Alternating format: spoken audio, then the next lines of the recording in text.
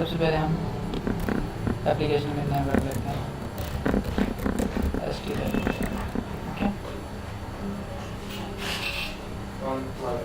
उसके बाद हम चूज़ करते हैं कि हमने किस वर्जन में बनानी करनी है, ठीक है।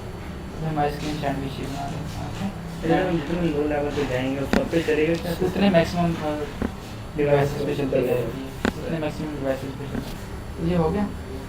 अब हम नेक्स्ट करेंगे तो हमारे पास ये डिफरेंट एक्टिविटीज़ बता रहा है कि हमने क्या क्या करना है इसमें, हम किस टाइप की अपनी ऐप बनाना चाहते हैं। तो हम नो एक्टिविटी से भी अगर स्टार्ट कर लें तो भी हम ये सारी चीज़ें खुद मैनुअली बना सकते हैं। तो उन्होंने हमारी आसानी के लिए कि इतना सारा कोड हमें नहीं लिखना पड़ेगा। जैसे गूगल मैप एक्टिविटी, हाँ, तो इसकी बेसिक सिनेरियो सारा वो दे देगा, जो जो इसकी बेसिक रिक्वायरमेंट है वो सारी दे देगा, खुद ही दे देगा। उसके अंदर हम जो अपनी वर्किंग करना चाहें वो कर सकते हैं, ठीक है। तो अभी हम स्टार्ट ले लेते हैं एम्प्टी एक्टिविटी से। किससे? Empty activity. नेक्स्ट करते हैं, एक्टिविटी का नाम दे रहा, ठीक है। स्टार्ट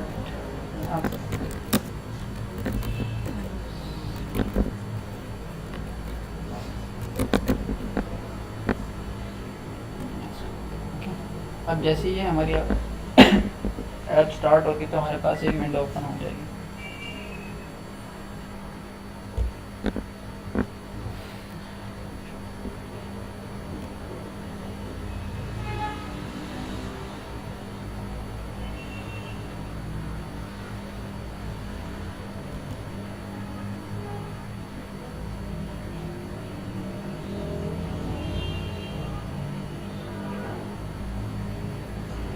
ठीक है, ये हमारे पास क्लास का नेम आ गया। ये हमारे पास जो बेसिक स्ट्रक्चर है वो ये है एंड्रॉयड का ना। उसमें हमारे पास एक ऐप फोल्डर है, उसके अंदर सारा कुछ है। उस ऐप फोल्डर के अंदर हमारे पास एक फ़ाइल है, एक फ़ोल्डर है मैनिफेस्ट का। मैनिफेस्ट वो आपके पास XML फाइल होती है जिसके अंदर आपकी पूरी एप्लीकेशन की इंफॉर्मेशन होती है, ठीक है। जैसे हम उसमें फॉर्म्स ऐड करते थे तो इसमें क्या होती है, एक्टिविटी होती है। आप जो भी एक्टिविटी बनाएंगे उसको यहाँ पे रजिस्टर्ड करना लाजमी है। जब तक आप रजिस्टर नहीं करेंगे उसको ऐप को नहीं पता कि उसने कौन कौन सी चलानी है। तो अगर आप उस क्लास पे मतलब उस एक्टिविटी पे अगर आप मूव करेंगे तो वो एरर दे देगा कि नहीं ये है नहीं ऐप में, चाहे आपने बना दी लेकिन आपने उसको रजिस्टर्ड नहीं किया यहाँ पे, तो आप उसको यूज़ नहीं कर सकते। क्या हो गया, यहाँ पे देखिए आपके पास जो एक इस टाइम एक्टिविटी रजिस्टर्ड होगी, स्टार्टअप एक्टिविटी। एक एक्टिविटी है उसका नाम पे क्लास के नेम के साथ होगी, क्लास के नेम के साथ हम उसको रजिस्टर करते हैं, ठीक है। इसे रजिस्टर कैसे करेंगे? हम आपको बताते हैं कैसे करते हैं। जब हम न्यू पे जाएंगे तो आपको बताएंगे कैसे रजिस्टर। उसके बाद जावा फोल्डर के अंदर आपकी जावा की तमाम क्लासेस होती हैं, ठीक है। जावा की तमाम क्लासेस जो भी आप जावा की वर्किंग करेंगे वो इन क्लासेस में वर्किंग करेंगे, इन पैकेज में। उसके बाद आपके पास रिसोर्स फोल्डर में आपके पास ड्राइवेबल का फोल्डर है। ड्राइवेबल का फोल्डर कौन सा होता है, जिसमें आप इमेजेस, ऑडियोज़, वीडियोस सारे रख सकते हैं जो आप अपनी ऐप में यूज़ कर सकते हैं। पहले बताना था। अच्छा, इसमें लिमिट होती है ड्राइवर में कितनी GB का MB का डेटा रख सकते हैं? कोई वो नहीं होगी, जितनी वर्किंग हमारी ऐप को उतना साइज देना पड़ेगा। लेआउट की आपके पास स्क्रीन्स, जैसे हमारे पास फॉर्म्स होते थे वो सारे के सारे स्क्रीन्स कहाँ पर आती हैं, लेआउट के फोल्डर में होती है। उसके अंदर देखें हम इस पर क्लिक करेंगे, एक XML फाइल है और वो उसका लेआउट हमें शो करा देगा, ठीक है। अगर आपके पास ये शो ना कराए यहाँ पे स्क्रीन, तो आप क्या करें, उसका API लेवल लो कर दें तो आपके पास स्क्रीन शो करा देगा, ठीक है।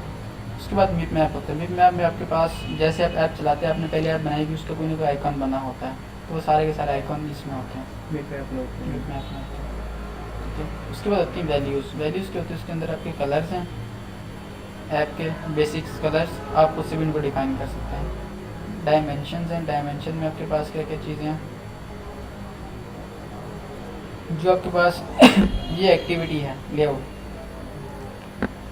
इसके डायमेंशन है कि ये हॉरिजॉन्टल मार्जिन कितना है, वर्टिकल मार्जिन कितना, मतलब स्क्रीन आपकी ये है ना, इसका हॉरिजॉन्टल से भी यहाँ से और वर्टिकल से भी ऊपर टॉप बॉटम से इतने इतने मार्जिन पे है ये एक्टिविटी। कंप्लीट उसने एरिया कवर नहीं किया होगा, इतना भी यहाँ से भी थोड़ा सा 16 dB और ऊपर से भी 16 dB, लेफ्ट राइट सारे 16 dB थोड़ा सा ये मूव कर रही है।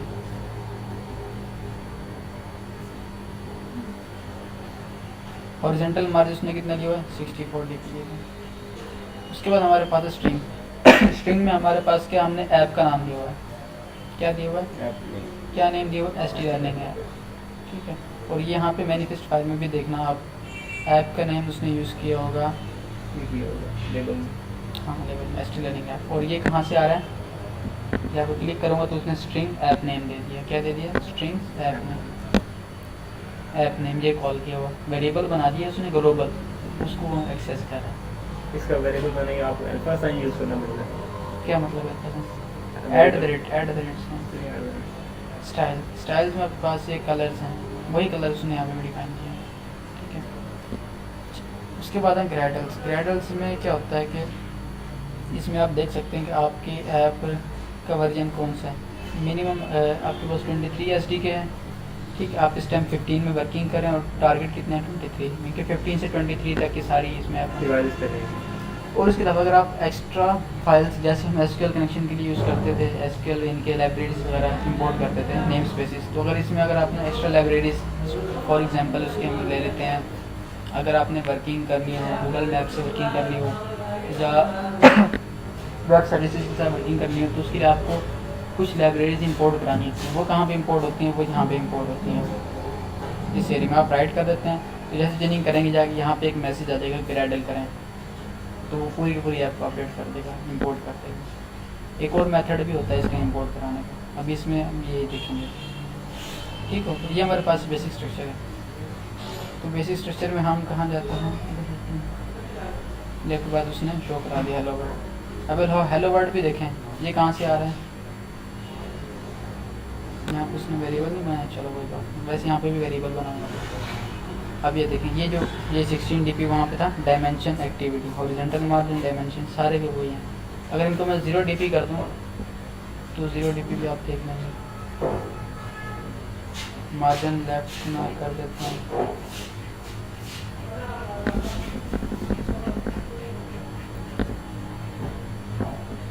जीरो dp चेंजिंग हो जाएगी यहाँ से थोड़ी सी, चला गया ना। इसी तरीके से यहाँ पे भी ऐसे होगा,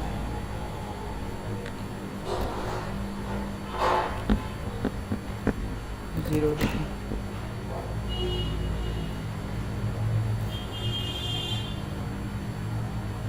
सिक्सटीन dp हमें पता नहीं लग रहा।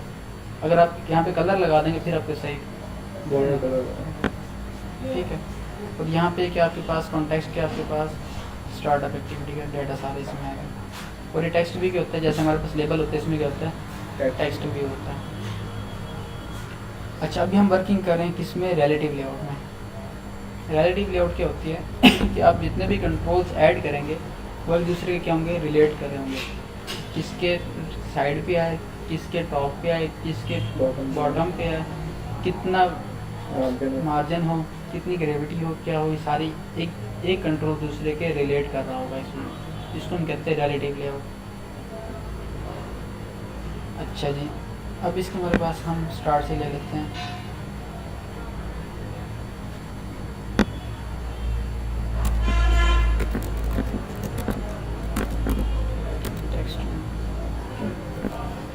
टेक्स्ट में fill parent wrap content. Wrap content क्या होता है आपके पास कि जितना डाटा होगा उतना ही साइज लेगा, ठीक है। मैच पेरेंट क्या होगा कि जितना उसके पेरेंट की साइज होगा उतना ले लेगा, ठीक है। आप कोई भी अगर कोई टूल यूज़ करते हैं, ठीक है, अगर आप कोई भी टूल यूज़ करते हैं, सपोज मैं टेक्स्ट व्यू का टूल यूज़ करता हूँ, तो एरर देगा। क्या एरर देगा, दो चीज़ें हर टूल की मस्ट होती हैं, कौन कौन सी, विड्थ और हाइट, दो चीज़ें क्या होती हैं। अब देखिए विड्थ जितना होगा वो कहेगा रिक्वायर्ड है, ये चीज़ क्या है, रिक्वायर्ड है, कि जब तक ये नहीं लिखेंगे टूल कंप्लीट नहीं होगा, ठीक है।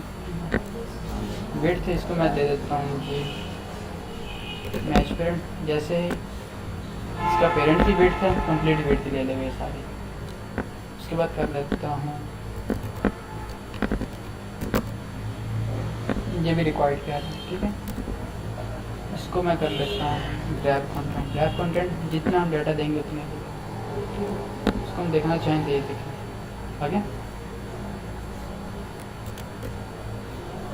अच्छा जी, अगर मैं इसको कर लूँ मैच पेरेंट, तो ये देखना पूरी की पूरी उसने ले लिया। ये भी अब फील हो रहा है कि 16 dp यहाँ से भी 16 dp यहाँ से भी डिफरेंस आ गया। अगर वो 0 कर देंगे एक फील हो जाएगा। तो इसको मैं करता हूँ रैप पॉइंट लाइन ठीक है, ये डिफरेंस है। इसका मैं कुछ शो कराना चाहता हूँ तो मैं क्या दूंगा, टेक्स्ट। टेक्स्ट में मैं कुछ भी ले सकता हूँ। अगर आपने कोई वेरिएबल बनाया तो वेरिएबल नेम आ जाएगा, ठीक है। जैसे हमने ऐप का नेम बनाते हैं, ऐप का नेम एसटी लर्निंग यहाँ पे लिखा हुआ है। अच्छा, ये वेरिएबल डिक्लेयर में करेंगे स्ट्रिंग्स में, नीचे स्ट्रिंग बनाएंगे यहाँ पे स्ट्रिंग्स में।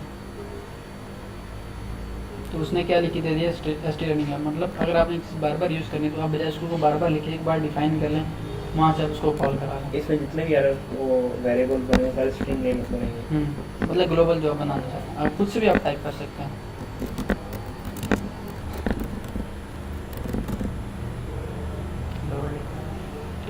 अब ये बिल्कुल कहाँ आ रहा है, लेफ्ट पे आ रहा है। मैं कर देता हूँ इसकी ग्रेविटी, ग्रेविटी क्या कर देता हूँ, सेंटर। क्या किया, जो उसने स्पेस ली हुई थी टेक्स्ट व्यू ने इसकी हॉरिजॉन्टली, उसके अंदर वो सेंटर पे चला गया। मतलब जो कॉन्टेक्स्ट था, जो डाटा था, वो कहाँ आ गया, सेंटर में। ग्रेविटी आपने पेज में पढ़ी थी, इसका मीनिंग आपको पता है। बेसिकली ग्रेविटी होती है कि जहाँ पर वो लाई करे, कहाँ पर लाई करेगा, मैं कहता हूँ सेंटर पर लाई करेगा। किसके सेंटर पे करेगा, टेक्स्ट व्यू के अंदर इस पर लाई करेगा, ठीक है। जैसे ज़मीन की ग्रेविटी होती है, हर चीज़ सेंटर, जहाँ पे रखो वहीं पे ग्रेविटी, ठीक है। तो ये कहाँ पे लाई करेगा, ये इस जगह लाई करेगा सेंटर में। ये लेफ्ट राइट गए, लेफ्ट राइट भी चला जाएगा। लेफ्ट राइट भी शायद यानी वहाँ हम टेक्स्ट लाइन यूज़ करते हैं या ग्रेविटी यूज़ करते हैं, ठीक है। अगर आप कहते हैं कि जी ये इतना हो लेकिन लेफ्ट से थोड़ी सी स्पेस छोड़ दे, ठीक है, पैडिंग करते हैं, उसको हम क्या कहते हैं, पैडिंग। पैडिंग कौन से करें, राइट से करें, कितने 10 dp कर दो, उसने इतनी स्पेस थोड़ी सी छोड़ दी, तो उसमें 50 करा दें तो हमें थोड़ी समझ आ जाएगी।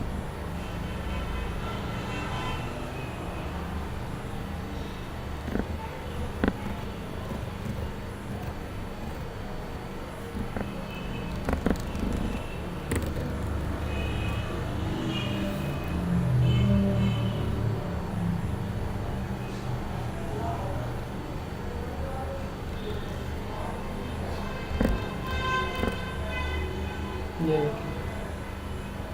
उस लेआउट ने क्या किया, उसके अंदर जो ग्रेविटी के अंदर जो कॉन्टेक्स्ट था वो कितना हो गया, 30 dp। टॉप से उसने स्पेस छोड़ दी, ठीक है। अच्छा जी, ये इसने पैडिंग कर ली। मैं इसको देता हूँ मार्जिन, मार्जिन सर मार्जिन और पैडिंग डिफरेंस होता है। मार्जिन ये देखो, राइट से इसने 20 dp स्पेस छोड़ दी। ग्रेविटी जो है उसके अंदर जो कॉन्टेक्स्ट होगा वो कहाँ लाई करेगा, मार्जिन ये करेगा कि पूरा का पूरा लेआउट कितनी स्पेस छोड़ेगा। पैडिंग क्या करेगा, उसके अंदर जो कॉन्टेक्स्ट है वो कितनी स्पेस कहाँ से छोड़ेगा। सही सही, यानी मार्जिन पेज के साथ अपन आगे भी कर सकते हैं और पैडिंग को टेक्स्ट व्यू के अंदर जो कॉन्टेक्स्ट है उसके अंदर चेंजिंग होगी। और ग्रेविटी क्या करेगा, वो लाई कहाँ पे करेगा, ठीक है। इसी तरीके से हम इसका बैकग्राउंड भी चेंज कर सकते हैं, बैकग्राउंड हम इसका चेंज कर सकते हैं।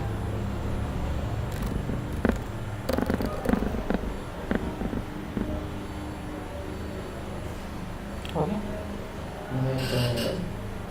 आ जाइए। इसमें कलर थोड़ा सा ऑप्शन, इसका मैं ना इसका टेक्स्ट कलर चाहिए। टेक्स्ट कलर क्या कर देते हैं,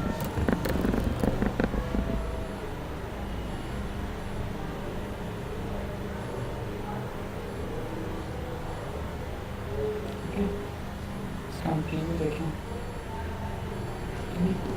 थोड़ा सा हमें क्या कर रहा है, नज़र नहीं आ रहा, तो मैं क्या कर देता हूँ, एक्सरसाइज साइज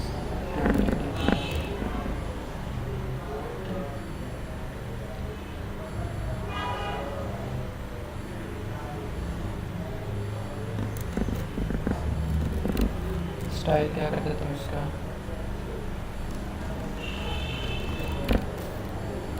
टेक्स्ट का स्टाइल क्या कर देता हूँ वो,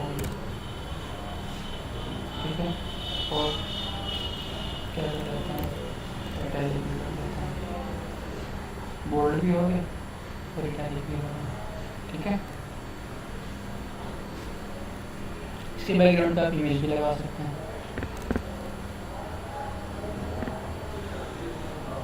अच्छा, एक अगर आपने प्रॉपर्टी यूज़ कर ली है किसी भी टूल की, वो दोबारा यूज़ नहीं कर सकते, अब दोबारा बैकग्राउंड नहीं आएगा, आप इसी में चेंज करेंगे, ठीक है।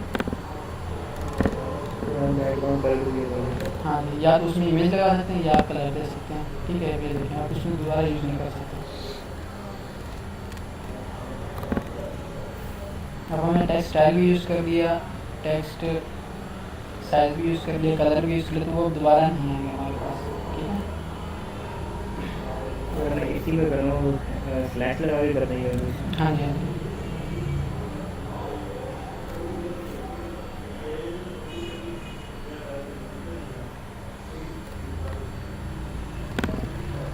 अच्छा, नेक्स्ट हम क्या यूज़ करते हैं इसको,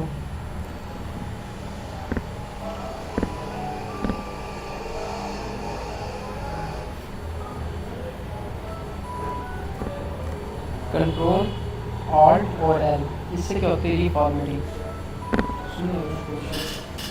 कंट्रोल ऑल्ट और एल, तो इससे क्या होती है, रीफॉर्मेटिंग। वो रीफॉर्मेटिंग से क्या मरा है, आपने यहाँ पे कोई और टूल यूज़ कर लिया, उसकी आईडी दे दी, आईडी मैं देता हूँ टीवी हेलो, ठीक है। उसमें कंट्रोल ऑल्ट एल करता हूँ तो उसको रीफॉर्मेट करो, सारा का सारा रीफॉर्मेट करेंगे, ठीक है। तो आप यहाँ से भी कर सकते हैं, राइट क्लिक करेंगे,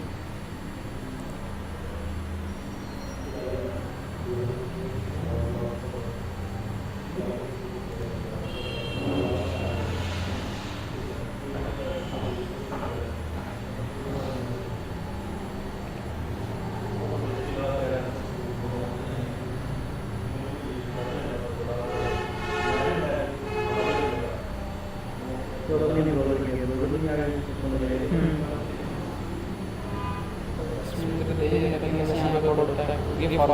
उसकी शॉर्टकट हमारे पास, ठीक है।